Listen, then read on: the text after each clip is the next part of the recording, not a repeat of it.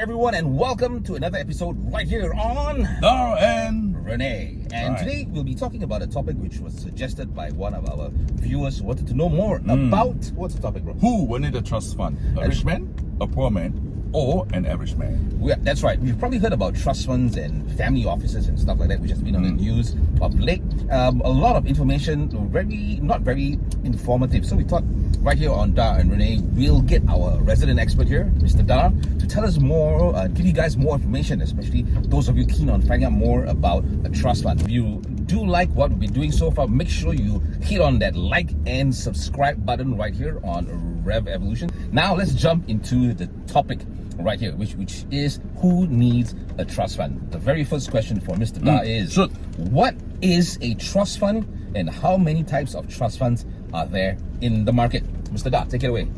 Okay, first of all, I think, trust fund is actually a registered entity, that is used to ring fence a group of assets, properties for protection against claims from any third party. So the collaterals that are pledged into this trust fund can be anything, but the criteria is all these assets, number one, they must be fully unencumbered, and number two, they must be all tax paid to the government before you can put it into the trust fund, and number three, of course, trust funds are irreversible, and number four is all the assets and properties in the trust fund cannot be used to be pledged against any loan or any other collaterals, right? So this is about the trust fund. And the next thing is if a family head wants to set up a trust fund, so this family head is known as settlor, and he needs to put in all his assets and properties that are unencumbered, like I mentioned earlier, into the trust fund. And next, he needs to name himself, if he wants to, plus all the family members or descendants as a beneficiary, because all these assets are irreversible. So this is the basic introduction on trust fund. And of course, for a family trust fund, we can call that a fund, and this so-called settlor can register with the government to turn the trust fund into a charity trust fund, which we call it a foundation. So for the foundation, you can actually solicit public funds from all these people for donations, but you must write very clearly in the constitution what are the target use of funds, and all these public funds cannot be used for family purpose anymore. And last but not least, only those trust funds that are set up by government are known as public trust fund. Well, so so it's really it's really quite diverse in the sense that when you set up the trust fund. Going on to my next question, so who actually owns the trust fund? I have spoken to some very prominent rich men who, and quite a few of them tell me that they own their own trust fund. Can you actually enlighten us, give us more information about that? No one owns a trust fund because being a settlor, once this person pledges all the collaterals, asset, cash, properties into the trust fund, it is a trust fund that owns all these assets and not any individual name. However, I think this person, maybe he has put all his assets into the trust fund. He should say I run a trust fund, or I manages a trust fund, but he shouldn't say I own a trust fund because only the trust fund as an individual registered entity owns all the assets. Okay, so that's much more clear because so all of you out there who say you own a trust fund, well, as Dad mentioned, you don't actually own it. But he can be a settlor. That means initiator. Okay. So jumping on to my next question. Okay, so I've got it now, and however, I still want to ask a few more questions. So the trust fund owns all the family assets and monies and becomes the richest entity, am I correct? And also, what's the purpose of it and what are the benefits of running a trust fund? Oh, that's an interesting question. Well, of course, the benefits are many, First of all, if you put all the assets or properties into a trust fund, whatever generated income will be tax-free, definitely, And of course, you protect the family lineage, family culture, and no descendant or anyone else in the family can actually liquidate or sell off the assets. So you protect the family wealth, And of course, most importantly, it is irreversible, as I mentioned earlier.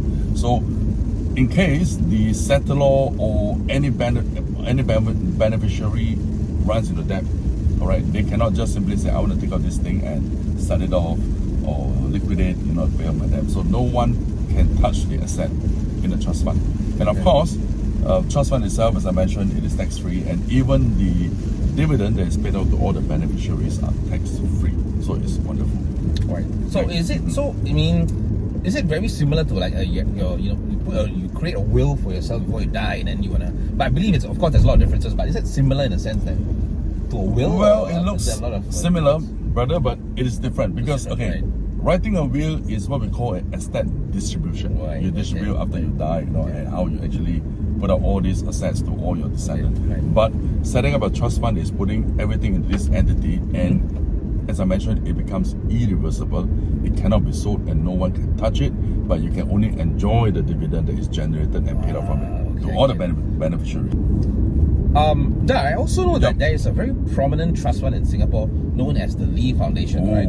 yep. It's set up by Mr. Lee Kong Chian, if I'm mistaken. Yep. He's a great local philanthropist. The Lee Foundation has been giving lots of donations to schools Lots of money. and charities, right? Yep. How did the foundation grow so huge over the years? Well, as we know, Lee Foundation was set up in 1952 by the philanthropist Mr. Lee Kong Chian. Okay. All right, and since then till now, about 60 years, Lee Foundation has donated a lot of money, like more than 1 billion Sing dollars to That's a lot of money. to charity purposes. All right, and Lee Foundation is one of the shareholder for OCBC. Okay, and they have a lot of other businesses such as Lee Plantation and other factories. So every year, a portion of all these very massive income are actually pledged to the Lee Foundation for charity purposes. So it's very fantastic. A lot of money has been given into education purpose, healthcare, Medicare, and a lot of the money also go to disaster relief. Fantastic. Right, so Yep. that's a lot of charity work being done Yep. there. Okay. Right, I get it. Okay. All right, okay. Now, once again, thanks, Dar, for giving us more Definitely. information. And now, jumping on to the whole reason we decided to have this episode, because we had some questions from our viewers who watched our episodes, and Yep. they are the ones that actually asked us, could you actually do an episode on trust funds and everything else? Yes, Okay. So sure. my first question that I have for you, this one is from let me see. This is from Kenneth. Okay, and he's from the NUS Alumni Club. Hi, Kenneth. Oh, Kenneth, how are you, man, Kenneth? Thanks for joining us. Okay, and his question is, how much minimal assets will be needed to start a trust fund, and what's the cost? Well, there's no hard and fast rule on how much quantum to start a trust fund. All right.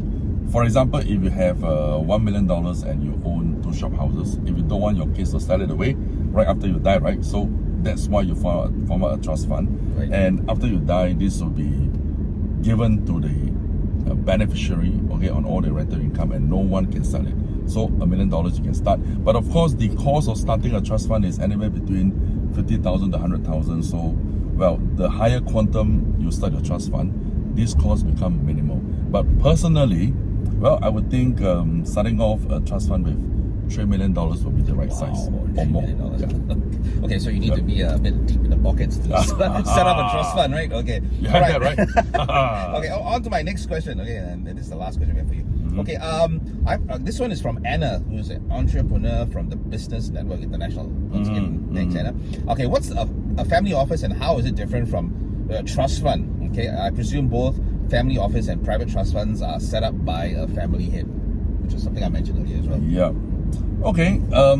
For the trust fund, of course, we mentioned many of the features earlier, like it is irreversible, it cannot be pledged, it cannot be sold, then it is tax-free. All these are trust fund. All right, I'm not going to talk further. Yeah.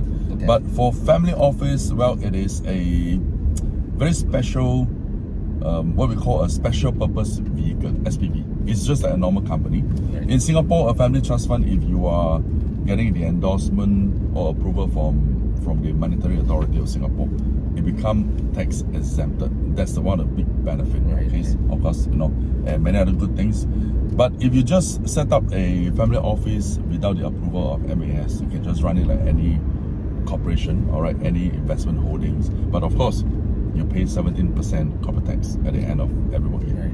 Okay, so I think that's a really interesting subject. Maybe we should talk about family offices for our next topic. What do you think?